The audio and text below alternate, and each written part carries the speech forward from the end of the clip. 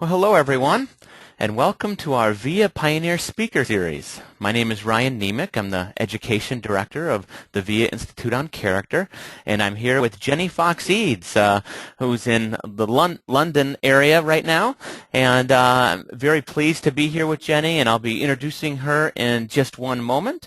As always, I'd like to just do a little bit of housekeeping here at the beginning, and just to let everyone know that the VIA Institute has an upcoming VIA Team workshop that's going to be coming up in a couple weeks. And to learn more about that workshop or several of our other workshops teaching people on how to apply the best practices relating to character strengths, you can sign up and learn more at our website, www.viapros.org, viapros.org. And also we have a number of different reports that people can purchase that offer a more in-depth analysis of their VIA survey results. And you can learn more about those at our website as well. And so I'm very happy to be here with Jenny with VIA Pioneer Speaker Series. We are in the middle of our track on education. And so as you might remember, the VIA Pioneer Speaker Series has several different specialty tracks where we started off with the coaching and counseling track. Then we moved into a track of several months, practitioners from the business domain. And we're in the midst now of the education track. And Jenny Fox Eades is one of the leaders in the world in terms of bringing character strengths to the world of education. So namely to schools and to teachers and to children and to adolescents. And the word pioneer is perfectly befitting of Jenny because she has been one of the pioneers for many, many years in this character strengths world, as early as probably anybody in this area. And so there was no doubt in my mind that I had to have Jenny be one of our speakers, and so we're very fortunate that she agreed to that and to offer her wisdom to all of us. And so I'll say a little bit more about Jenny. Jenny's a teacher, she's an author, she's a researcher. I would strongly encourage you to check out some of her books. One of the books that's maybe most widely known is Celebrating Strengths, which is a book that talks about how to create strength celebrations and to apply character strengths in schools, in the school system, with teachers and with students. And another wonderful book that she did along with her colleague Carmel Proctor in the UK is a book called Strengths Gym. And this is another book that I happen to love and have on my bookshelf as well. And it's really in the style of a workbook. And it also has an accompanying CD with many different practices for each of the 24 character strengths in working with different grade levels of students. So it's really a must-have if you're a teacher or an administrator or an educator or really anybody working with kids. It's an absolute must-have. And those are two of the books that I most recommend to people in this area.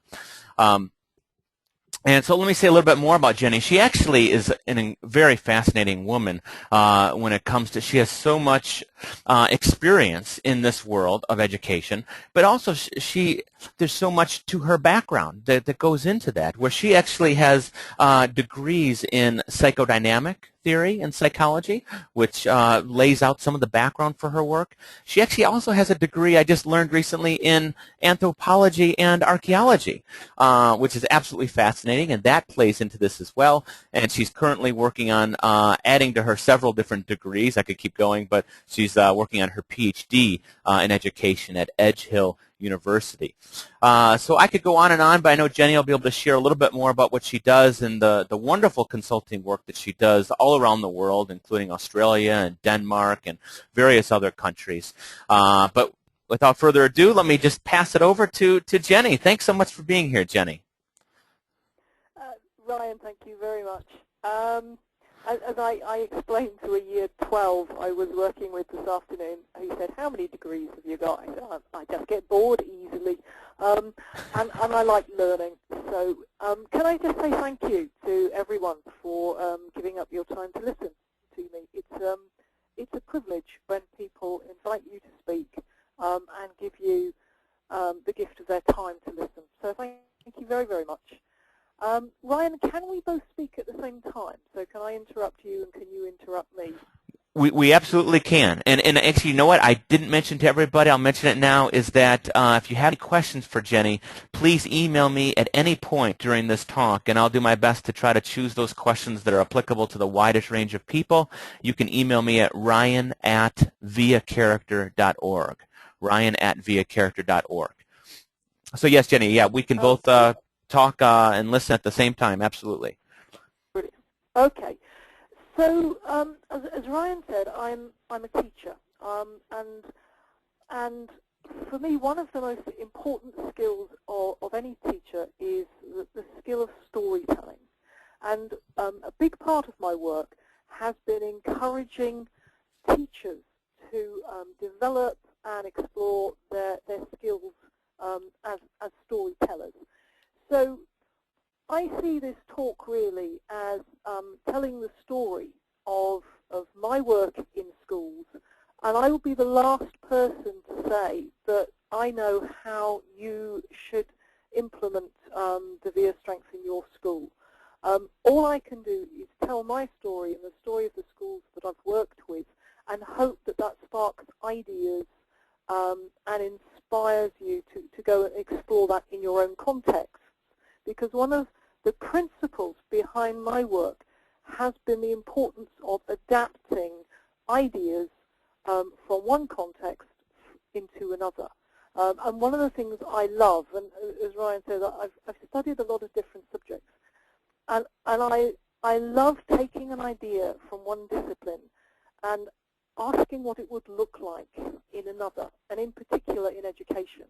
So I actually have drawn on archaeology and anthropology, and asked what principles from these things I studied when I was much younger than I am now can I use with teachers in the classroom.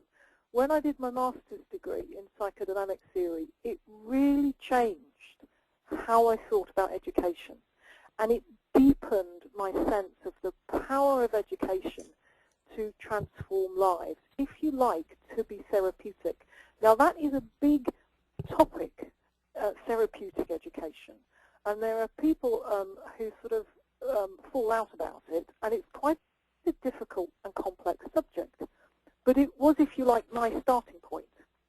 And I as I said, trained as a teacher. I was actually trained as a special needs teacher. I've taught kids with special needs and I've taught mainstream. And I did a master's degree in child and adolescent mental health. And it was while I was teaching very traumatized teenage girls, effectively, who'd been sexually abused.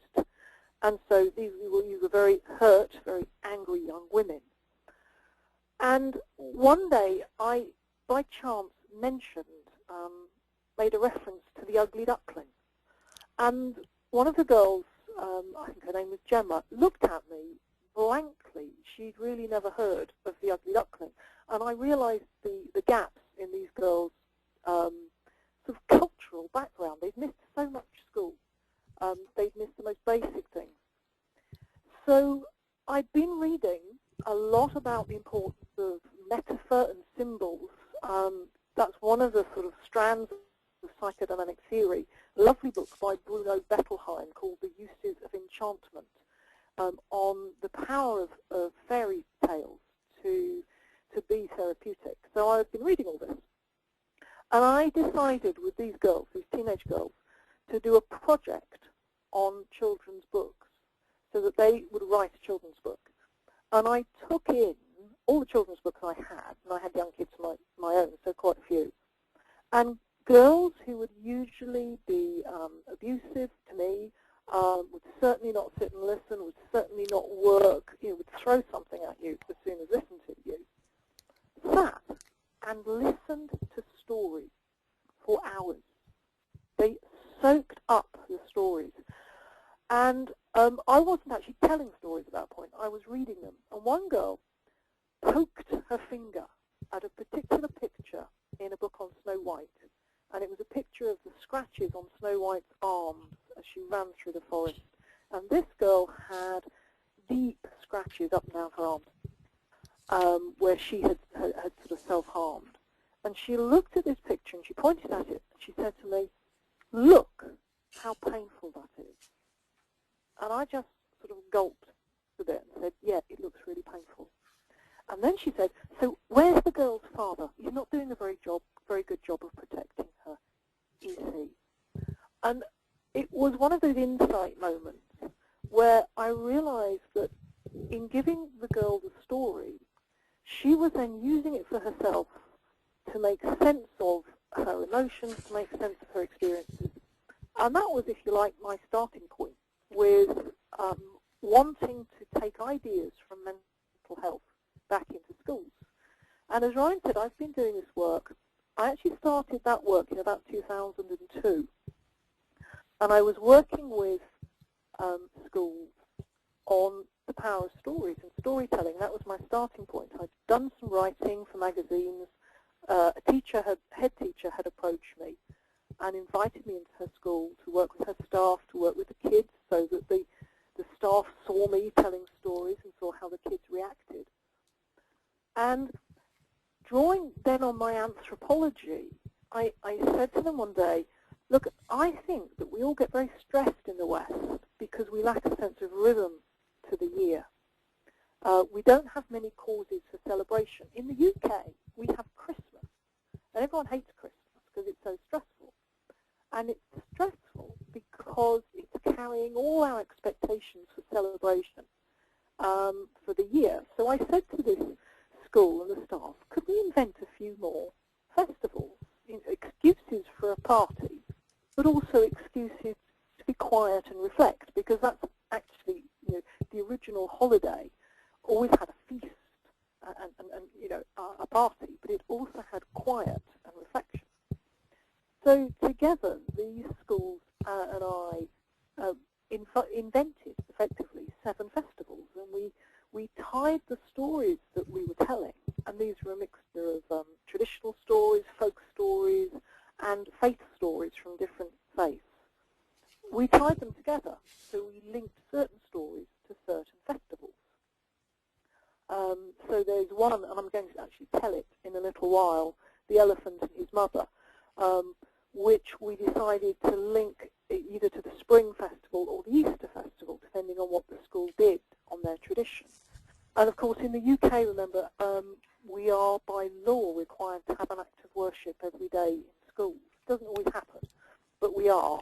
And we are required to make it broadly Christian, though most schools will want to include other faiths in that as well. So that's where we were. We had stories and storytelling, and we had celebrations that punctuated the year. So every term, we had 3 terms starting in September. So September actually had 3 at this school. It had a beginnings festival, it had a harvest or Thanksgiving festival, and then we had a festival of lights towards Christmas. And then we had a performing arts festival after Christmas to cheer us up because it's dark and cold in the UK. And then we moved into Easter, or a spring festival. And then after Easter, my colleague, the head teacher I work most with, a lady called Di Barrett, rang me up and said, "Look, I want another festival because it's a long time till the end of term." We had an endings festival. So we invented a community festival, our community, and focused on stories, local stories from the area, and stories from around the world, thinking about our global community. And so that's really where we were. And that was the point, and I think it was in 2002, 2003, I read Authentic Happiness by Marty Seligman. And the bit of the book that really jumped out at me was the character strengths, the VIA strengths. And I took the list of words, and I learned them. I wrote them up on my wall, and I started using them with my children in my feedback to them. And I introduce them to the teachers I was working with. So, and I said, look, there's this list of strengths, and the psychologists say that if you use them more, it does you good, more or less. And they looked at these and said, yeah, we like these. We like this list. We'd like to think more about this. So we spent quite a lot of time thinking about how we could link in the strengths. And I could see particular links to particular festivals. So it seemed to me that in the run-up to Christmas, hope would be a nice thing to focus on. Spirituality might be a nice thing to focus on. At the end of the year, it might be good to focus on letting go, on forgiveness. And so what we did was to make a link between each of the 24 character strengths and the festivals that we had in place. Ryan, can we move on a slide? Yes, there we go. That's great. Can you zip on a few? There's one that says our community year, or our festival year. Let's sort of focus. Zip forward a little bit, and then I'll go back again. A little bit more, a little bit more. That's the one. So we had our back a bit, that one. This one? Back. No, back. It was the wheel. That's it. The wheel. Our community celebrations. Sorry, let's see. Right. Lovely. I'm still trying to fit it. Whoop. It's a wheel. Yeah, no, you were right. You were right. This one here. Okay, here we go. No. Stop there. Right. Number 10. It's all right. I've just seen a number. Sorry about that, guys. So those were the links we made, and this was an infant school, so they were little children, and we agonised a bit about the language and whether, if you were 4, talking about persistence and gratitude might be a bit of a challenge. But actually we found that the children loved the words. And they didn't really know what they meant to begin with, but that's part of what education is about. It is about learning what things mean and thinking about what things mean. So more or less, we kept the language. I tended to pick the most UK-friendly synonym from Seligman and Peterson's list, and we linked the strengths to the different festivals. And my idea was really that if a child had hope as a top strength, then they would know that at that time of year, something that they valued, something that they were was important to them, would really be focused on in the school. And for that reason, I fought quite hard with the head teacher to preserve all of them, because she said, well, there are a lot of them. Could we just leave some out? And I said, well, I'd rather you didn't, just in case you leave out a strength that, perhaps you leave out modesty. And there's a little one in your classroom who is a shining example of modesty. At some point in the year, I want them to have that thought about and affirmed. Now, if you won't actually see all of the strengths there on the year, we kind of compromised. And some of the strengths are actually linked direct to festivals. In this particular school, the other strengths were up and around the school. So modesty, isn't on there, but the teachers had it on their walls.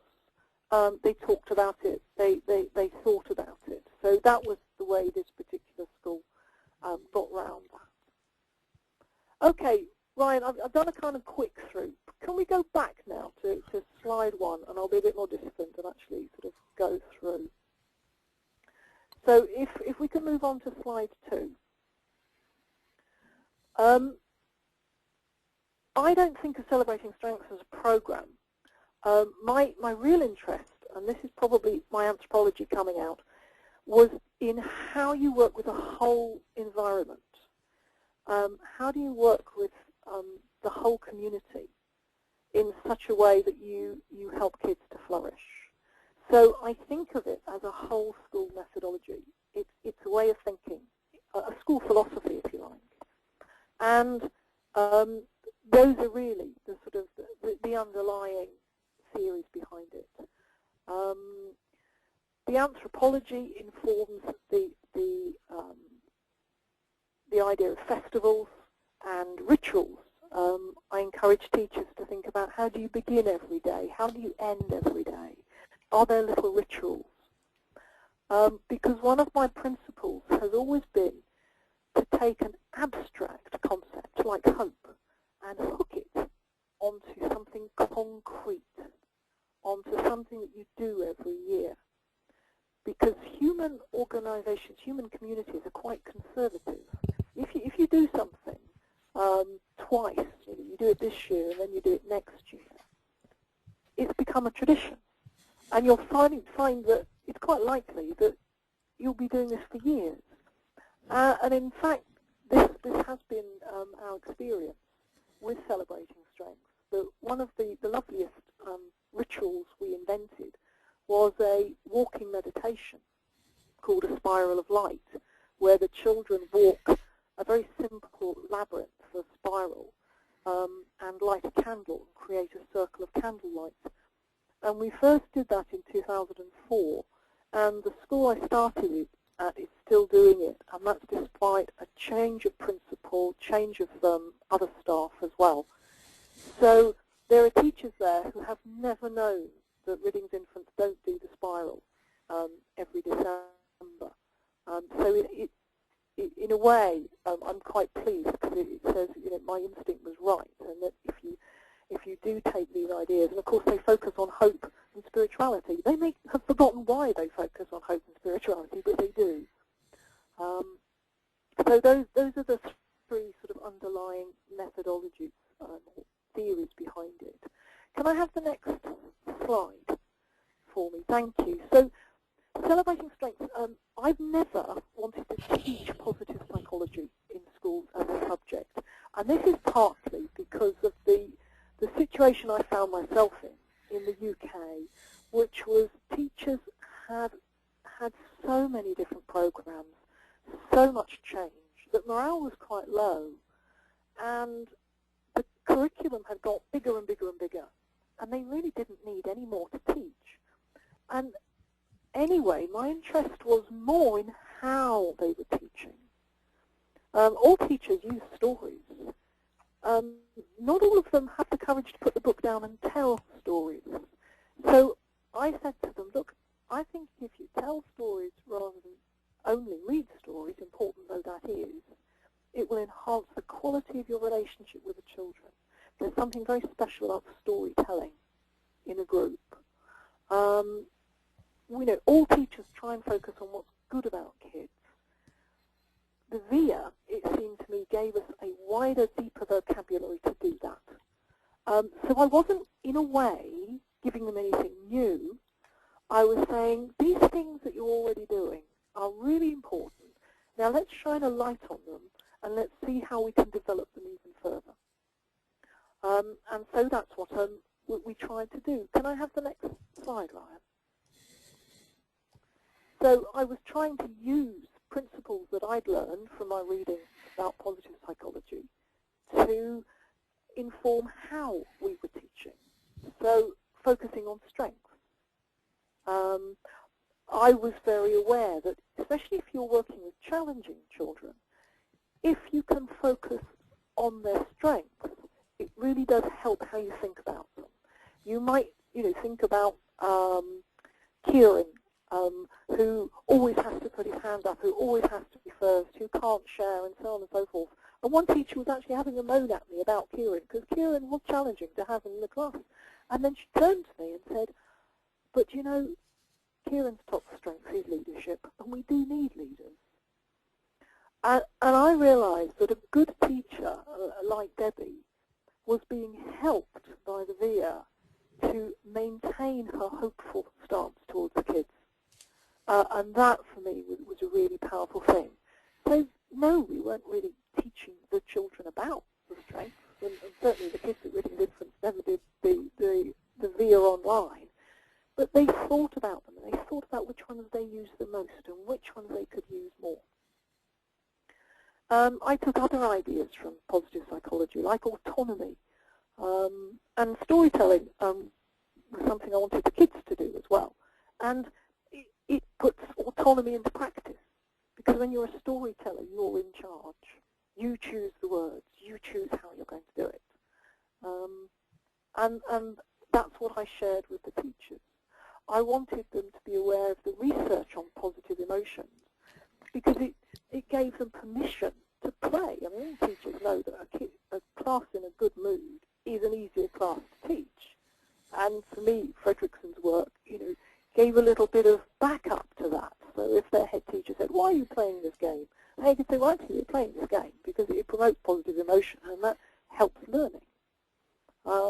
Which isn't to say there aren't times when struggle and challenge are important as well. So we're not just happy the whole time, but an awareness of the value of positive emotion. We also looked at how we could build silence into the day, and the walking meditation I've already mentioned was one of those. And I talked about little drops of quiet, that you could just take 10 seconds to quiet and focus, and that would help learning. So that's really how I drew on positive psychology. It's not well known among staff in the UK, and I never really wanted it to be taught as a subject. I wanted it to help us think about how we taught rather than necessarily what we taught. Can I have another slide, please? So I've already touched on this, that there were three main things, and that they evolved, and they evolved with the teachers and the children. And it was actually the children who showed me the link between the strengths and the storytelling, because it was a little girl called Jade who was going to be doing a solo singing performance in front of the parents as part of the Performing Arts Festival. And I'd been telling a story about a shy young monk called Cadman who wrote the first poem in the English language. And in the story, Cadman has a vision of a rather bossy angel who basically tells him to get a grip and sing to the monks the song he always sang to the animals. And in the stories I was retelling it, I said, and Cadman took a deep breath. He felt scared, but he sang anyway. And Jade said to her head teacher, and she was talking about the solo, she said, "I was scared," she said, "but I thought of Cadman. So I took a deep breath, and though I was scared, I sang anyway." And I had not seen that the kids would take characters from the stories and see the strength in those characters that they really needed to use for themselves. So it was really Jade who showed me that link, and that was sort of put the final piece in place. Can I have another slide, please? So these are some children doing some storytelling. And of course, storytelling also is fun, quite simply. And you'll see they've got a green cloth in front of them, and they've got small, I think, glass beads. And because I'm an archaeologist at heart, and I'm interested in material culture and stuff, I was very interested in concrete objects. So one way of telling a story, there are others, is to use things, little things on a cloth to tell a story. And I was influenced by Montessori storytelling. And these kids are telling a story that they've already heard me tell. And it's also a method of storytelling that involves silence. So you can move the props without talking, and then you can say a bit. So it gets the kids used to silence. So it's like sort of a very practical mindfulness technique that you can use very easily as a class teacher. Can I have another? So this is one of the stories that I've told. And I got this from the Buddhist tradition, and it's one of my favorites. And the picture is actually it's a very large picture in the original. It's about 6 feet long, and it's a school display. So Frodingham Infant School in Scunthorpe made this. They decided that this particular story shows love. Now, I never tell people what I think the stories show. I leave that to the children and the teachers, because if I say to the kids, oh, well, I'm going to tell a story and it's all about love, and they thought it was about friendship or kindness or teamwork, then they will listen to me rather than themselves, because I'm a grown-up, I've got more power than them. So the school decided, from listening and talking with the children, that one of the strengths, and of course they all showed more than one, was love. Ryan, would you like, this story takes about 5 minutes, would you like me to tell this story as an example of the kind of storytelling that I do? Yes, I think that would be really helpful. Okay. So this is a story from the Buddhist tradition. If you could see me, I would also use gesture in this particular story, not little props, but just my body. But you can't see me, so I shall tell you the story of the elephant and his mother. Long ago, in the mountains of the Himalayas, a baby elephant was born. He was the most beautiful elephant who had ever lived. His skin was white, and his tusks were the colour of rich cream.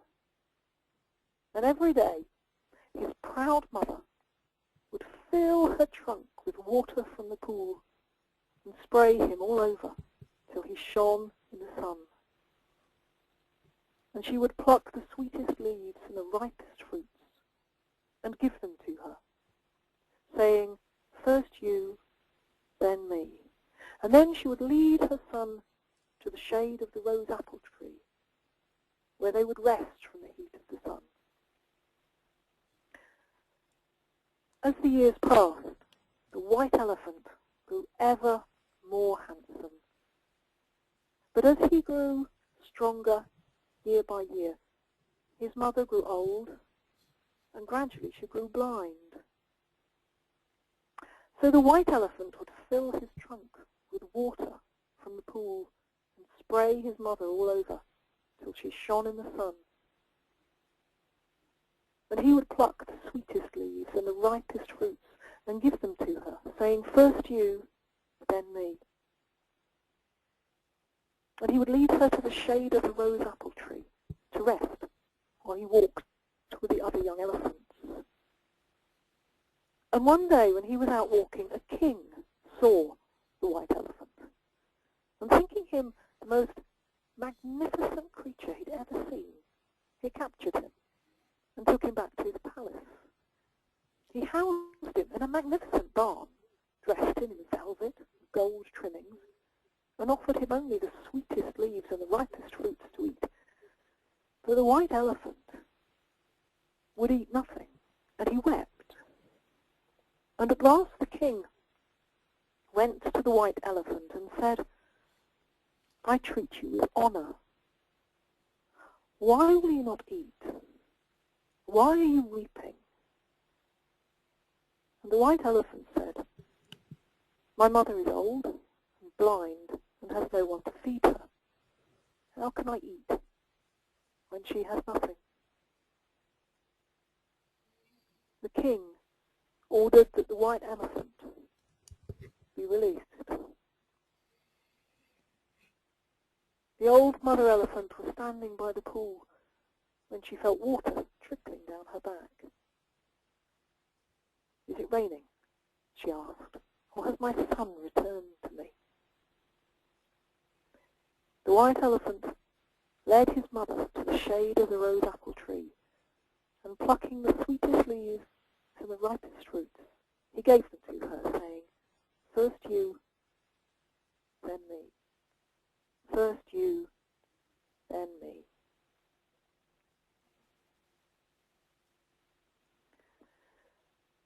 So that's become one of Frodingham Infant's favourite stories.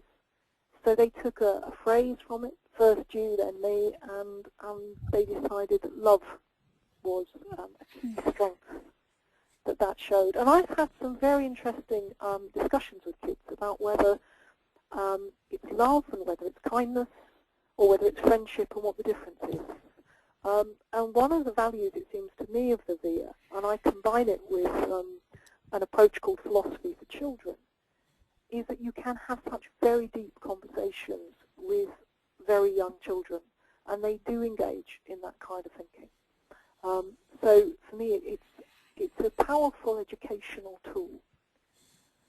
Ryan, can I have the next slide? Yep. Okay. So the stories, for me, provide indirect reinforcement of the strengths. So the strengths just in the stories. This is not a story about kindness. I've just told you that story. You will find what strengths you wish in that, or what strengths you need. We also decided to focus on strengths quite explicitly through activities and games we call strengths builders. And this would be much more direct, much more explicit than the storytelling. And what you can see there are three girls who'd had an argument that morning and had decided they were going to make up as they do. And in their hands are tiny glass beads, and the glass beads are their pearls. And the pearls was a strength builder for hope and optimism.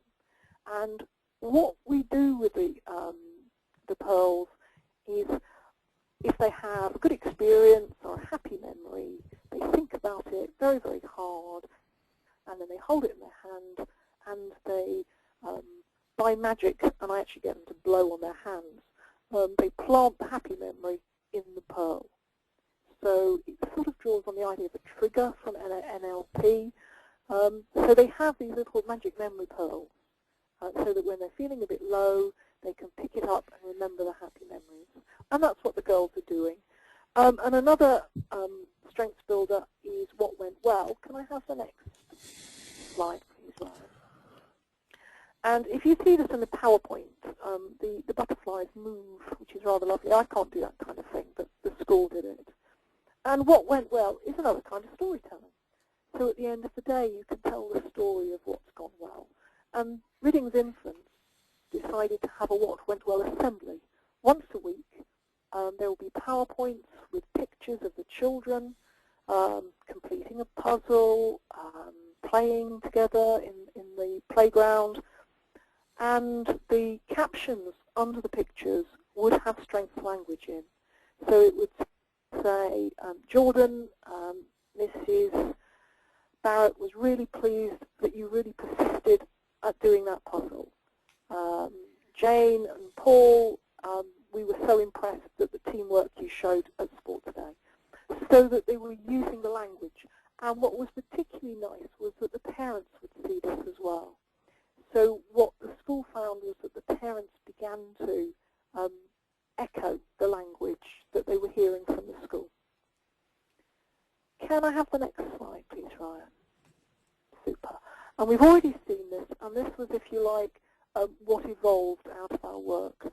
And it was very concrete, so the children could see where they were in the year, they could see when their favourite festival was coming up, and part of the very explicit aim of the whole project, really, was to create happy memories for the children, so that when they look back at their school days, when they are young parents themselves, they will have positive memories of school and positive feelings about school to pass on to their children. And also, happy memories are part of what makes us resilient adults. So we were very deliberately trying to create happy memories, and these are quite, it would be referred to as an area of social deprivation in the UK. So some of the kids came from quite chaotic backgrounds, and there wasn't always a lot of order, a lot of magic at home. We were very deliberately trying to create that. Ryan, could I have the next slide? So the picture there is of a Kieran, and the lady is Mrs. Barrett, the head teacher, and one of the traditions or rituals that she decided on was in each class a photo album at the start of the year to collect their happy memories in through the year. And then at the end of the year, during the Endings Festival, she would collect in the albums. And the thinking behind this was partly because we wanted them to savour the happy memories, partly to tell the story of the year towards the end of the year as a way of saying goodbye to each other, but also because for some children for whom school is an important source of order, the long break in the summer can be quite a difficult time. And what Di used to do was say, I am collecting in your albums and I will be looking at the pictures and thinking about you over the summer. So that, and this is a psychodynamic way of talking, they knew that someone was keeping them in mind, someone was thinking about them. So in a way, this particular tradition drew on both psychodynamic theory, that sense of needing to be thought about that young children have very strongly, as well as the positive psychology side of wanting to boost the positive emotions through savouring, through looking back. And this was something that the school did. I think I might have planted the seed, but Di was great at just developing it. And what I should say is that what you would see in any of the schools that use Celebrating Strengths is a completely different way of doing it. They don't all call it Celebrating Strengths.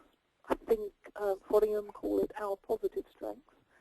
And for me, I provided a framework and some ideas, but how the schools put it into practice is of course up to them because it needs to be translated. And in Australia, schools adapt, what are festivals that began in the Northern Hemisphere, and of course they create their own, and they have their own stories as well. So it's very important to me that the work that I do is kind of a loose framework. It's not a do this, then do this type of program. Can I have another slide? Thank you. This is the Festival of Lights, which we do in December. And you can just about, I hope, see a spiral of pebbles on the floor. And each child walks the spiral, and their unlit candle is lit, and then they carry it out. And they create a circle of lights. And we have quiet music in the background, and it's quite a magical experience. And I've done it with 4-year-olds. I think some 3-year-olds did it one year. And they've all held candles and walked with them. And touching wood, I've never really had any problems because they're very, very careful. And they love it. And the teachers love it. And everyone, ideally, in the school takes part. And I'm going to be doing it in a couple of schools in the coming weeks, and I'm looking forward to that. And it's a school-wide tradition. This is not something just for the children. This is for everyone because it's based on an adult practice, which is a walking meditation. But it is something that the youngest children really do respond to. Some people think kids can't do silence, but they can. Ryan, if you can show the next slide. This is a lad, and you can just see the quiet stillness on this lad's face. Children can appreciate and enjoy silence. The adult has to really be comfortable and know how to go into silence themselves. But it can be done, and they enjoy it as well. So if I could have the next slide. Ryan? Okay, so a little bit of the sort of education bit.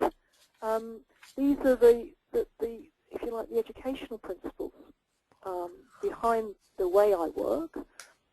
I believe in using the environment as far as I can.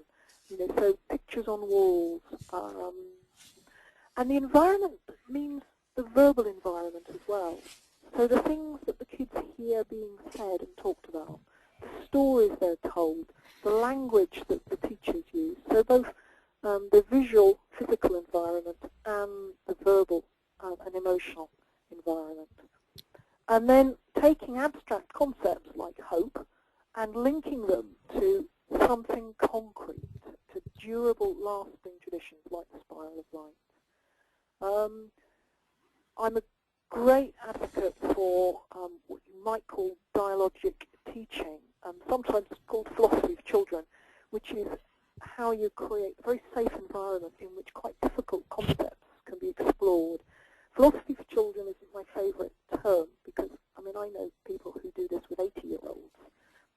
I do it with 18-year-olds as well as with 4-year-olds. It's a lovely teaching technique. If you don't know about it, it's well worth finding more about it. Developed by Matthew Lipman in the 1960s. And I've used it extensively. It's great to use with strength and with story as well. And Strength Gym, which is a secondary school program that Ryan mentioned, is one of the core principles behind that as well. So can I have the next slide? Thank you.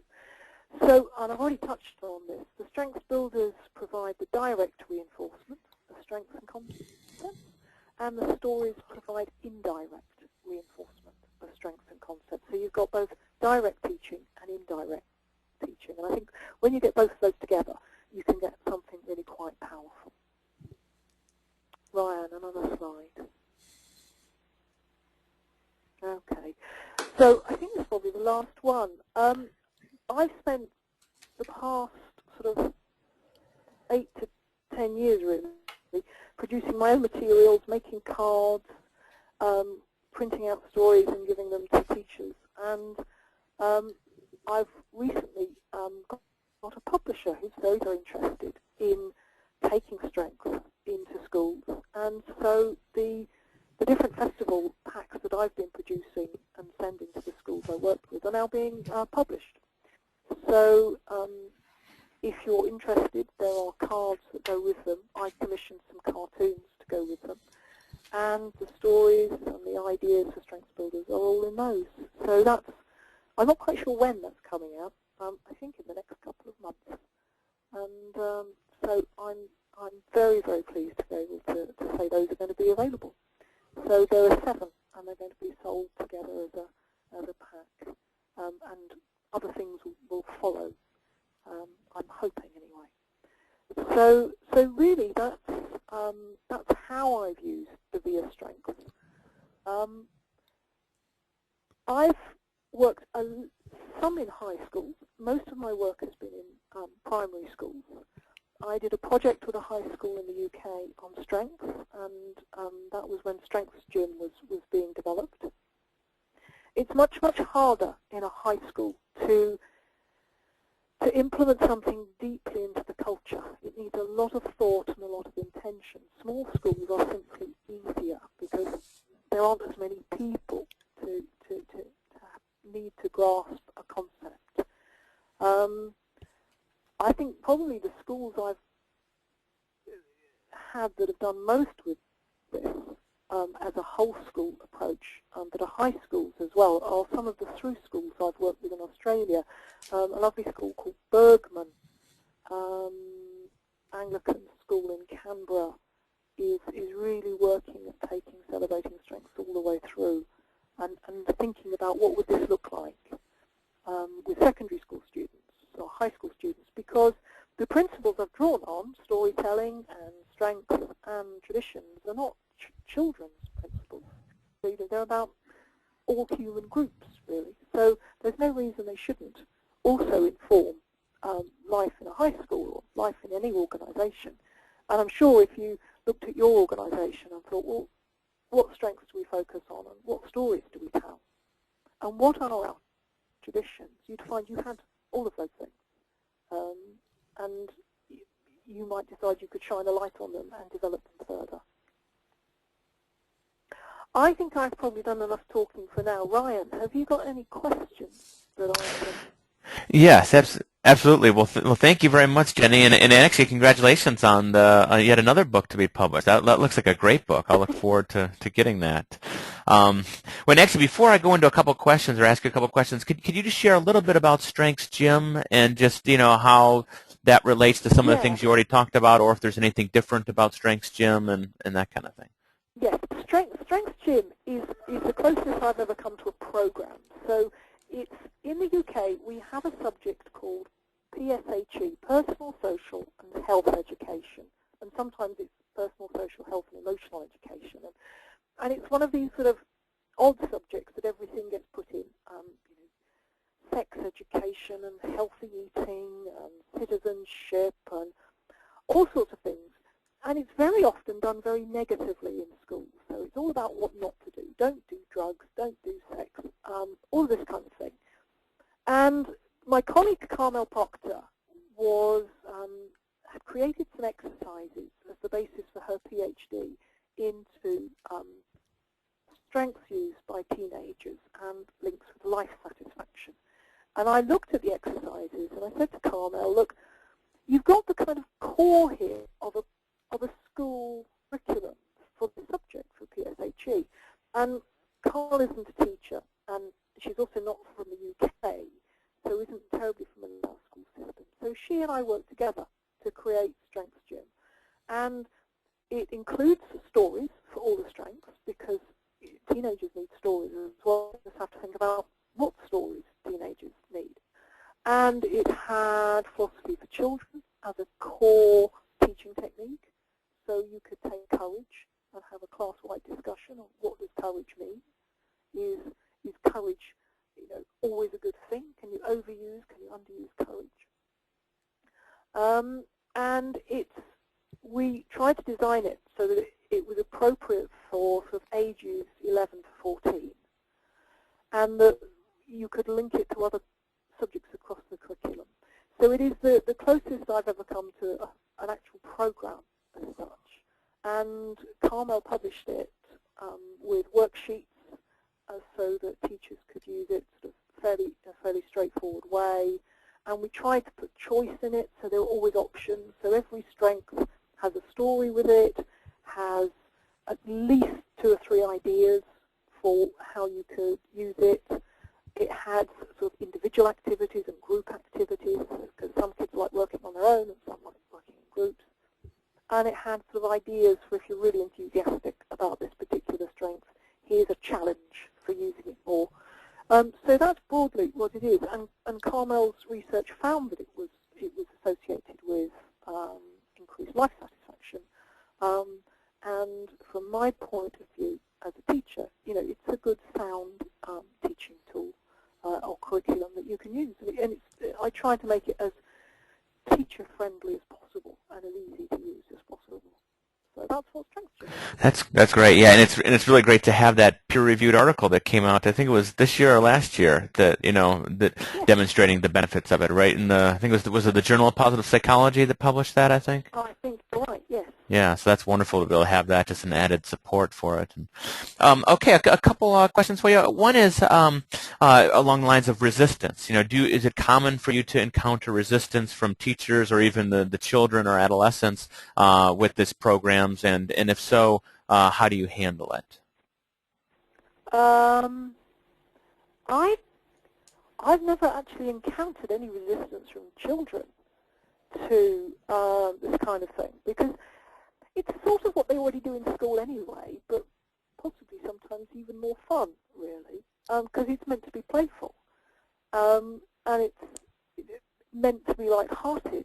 And so, no, I've never really come across any resistance in primary schools, and teachers normally like it, because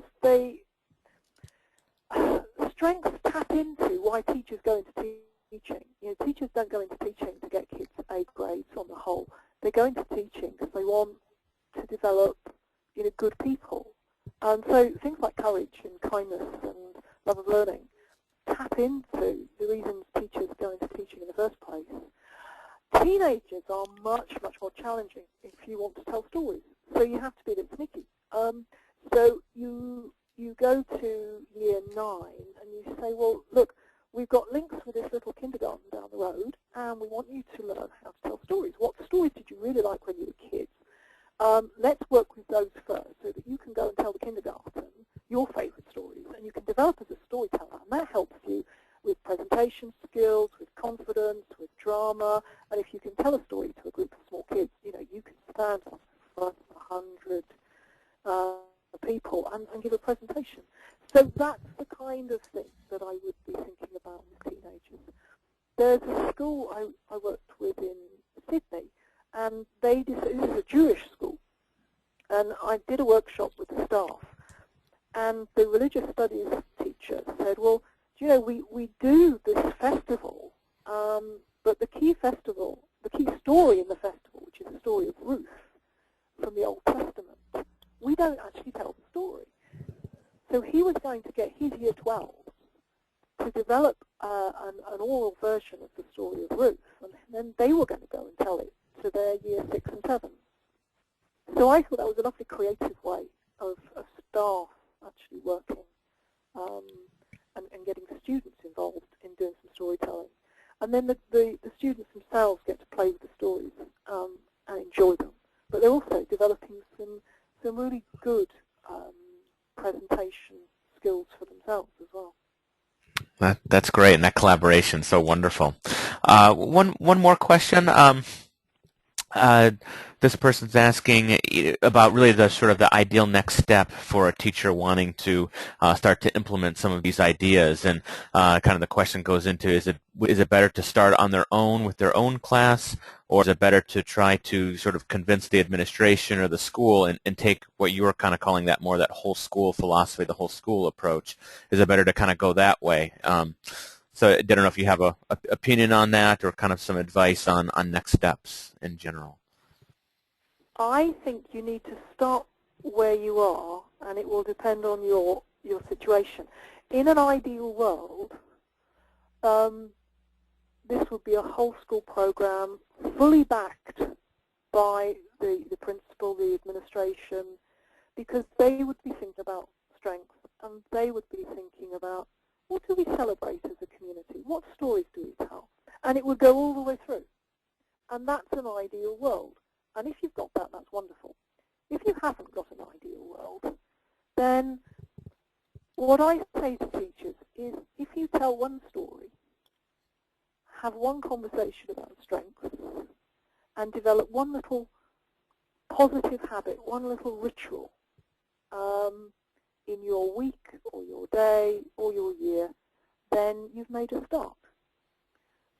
So I would do something small tomorrow and tell a story, and always start with your favourite. Always start with your favourite stories. Never tell stories you don't like. And then see what happens. I think that's great advice. Well, I just want to say thank you, Jenny, for taking the time to present here. I have found it to be an incredible conversation here, an incredible presentation, and I think that many people will be able to enjoy this around the world for a long time to come. And I think that the way that you present is very powerful by weaving in stories, because that's something that people are going to be very likely to remember tomorrow, next week, next month, and years to come. So I know I'm not going to forget the story of the elephants anytime soon. I'd never heard that before. So on behalf of the whole VIA community and the future VIA community, we really want to extend a deep bow of gratitude to you for sharing all of your work with us here. Thank you, Ryan. Well, thank you for listening, and thank you very, very much for inviting me. It's been a great pleasure. It's our pleasure as well.